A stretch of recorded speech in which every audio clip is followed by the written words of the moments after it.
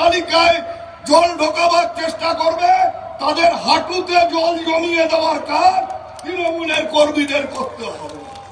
যদি আমাদের জেলায় আমাদের রাজ্যে এইরকম ফলস ভোটার তালিকা তৈরি করবার চেষ্টা করেন তাহলে ওই ঘরের মধ্যেই থাকতে হবে, বাইরে বেরিয়ে সূর্যের মুখ দেখতে পারবেন না।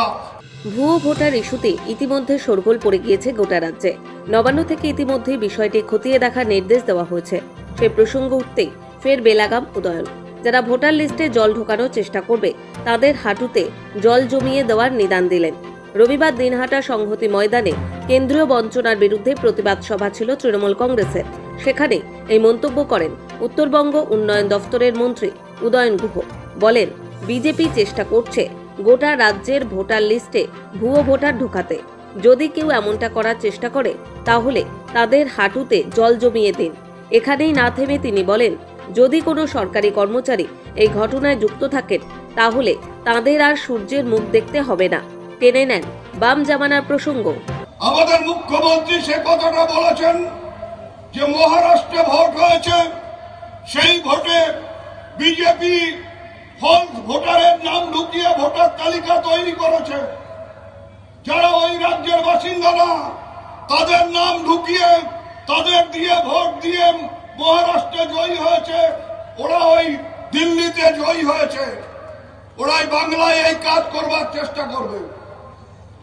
এ কথাটা সবাইকে শুনে রাখতে হবে।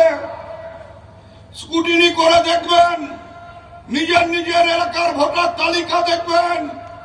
যদি এই রকম কোনো কিছু পাওয়া যায় তাহলে আমার ওই পুরনো কথা আমি আবার বলি, এতে আমার বিন্দু মাত্র লজ্জা নেই।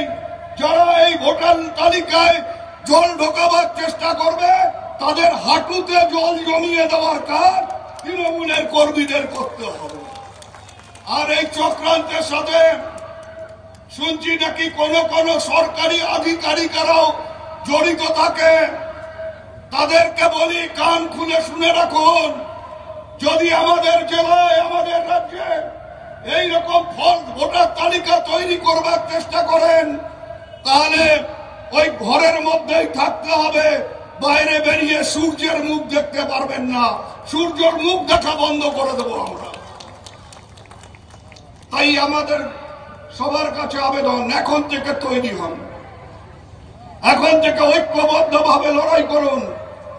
সব রকম চক্রান্ত, সব রকম আমাদের মধ্যে উস্কানি দেওয়া, ঘরে বাইরে সব শত্রুকে চিহ্নিত করে তাদের বিরুদ্ধে লড়াইয়ের জন্য তৈরি থাকবেন। যদিও উদয়ন গুহর এই মন্তব্য কানে পৌঁছতেই সুযোগ বুঝে পাল্টা দিতে ছাড়েনি পদ্ম শিবির। ওর মাথায় কোনো বস্তু নাই, ওর মাথাতে জল জমেছে, হাঁটুতে জল জমাবে কি? জল ওর মাথায় জমছে। হ্যাঁ, তার থেকে বরঞ্চ মাথায় একটু সংগমের জল ঢেলে আসুক, তাহলে তো মাথা ঠান্ডা হবে, মাথা সুস্থ হবে। এটা পাগল ছাগলের কথার কি উত্তর? বাবা অত্যন্ত শ্রদ্ধেয় মানুষ ছিলেন, যে নিজের বাপকে চোর বলে, যে নিজের বাপকে দুর্নীতিগ্রস্ত বলে, এইসব লোকের কথার উত্তর আবার কি? আমি একটা কথা বিশ্বাস করি যে সব অসুখ মলমে ছাড়ে না, সব অসুখ মলমে ছাড়ে না। কিছু অসুখে কারেন্ট দিতে হয়, কিছু অসুখের ওপরে দেখবেন আপনাকে আকুপাঞ্চার করতে হয়, কিছু অসুখের আবার বড় বড় অপারেশন সার্জারি করতে হয়। এর একটা সার্জারি দরকার আছে। অ্যাকচুয়ালি উত্তরবঙ্গ উন্নয়ন মন্ত্রী উন্নয়ন করতে ব্যর্থ, তাই ভুলভাল কথাবার্তা বলে ওনার যে কালো দিকগুলো রয়েছে, ওনার যে ব্যর্থতার দিকগুলো রয়েছে সেগুলো ঢাকার চেষ্টা করছে। সময় হলে দেখবেন, ঠিক আছে, ওনার হাঁটুতে এমনি জল জমে গেছে আর উনি দিনাটা ছেড়ে কোথাও আত্মগোপন করে চুপচাপ বসে থাকবে। সুতরাং ওনার মন্তব্যে কুচবিহারবাসী এবং বাংলা, বিশেষ করে উত্তরবঙ্গবাসী, উনি বুঝে গেছে সবাই যে এই ভুলভাল, উনার অ্যাকচুয়ালি উত্তরবঙ্গ উন্নয়ন মন্ত্রী না হয়ে ভুল বকা মন্ত্রী বা পাগল মন্ত্রী হওয়া উচিত ছিল। উনি এখন পাগলের প্রলাপ শুরু করছে। এই প্রথম নয়, আগেও উদয়ন গুহের কথায় নানা বিতর্ক তৈরি হয়েছে। মমতা বন্দ্যোপাধ্যায়ের বিরুদ্ধে অভিযোগ করলে আঙুল ভেঙে দেওয়ার হুমকি দিয়েছিলেন তিনি। 2024 সালের 28 অগস্ট তৃণমূল ছাত্র পরিষদের প্রতিষ্ঠা দিবসে মেয়ো রোডের মঞ্চ থেকে দলীয় কর্মীদের ফোঁস করার নিদান দিয়েছিলেন মুখ্যমন্ত্রী মমতা বন্দ্যোপাধ্যায়। বলেছিলেন, আগামী দিনে চক্রান্তকারীদের মুখোশ খুলে দিয়ে ফোঁস করতে শিখতে হবে। তারপরেই উদয়ন গুহ দলের কর্মীদের নিদান দিয়েছিলেন, কেউ একবার দংশন করলে তাকে 5 বার দংশন করতে হবে।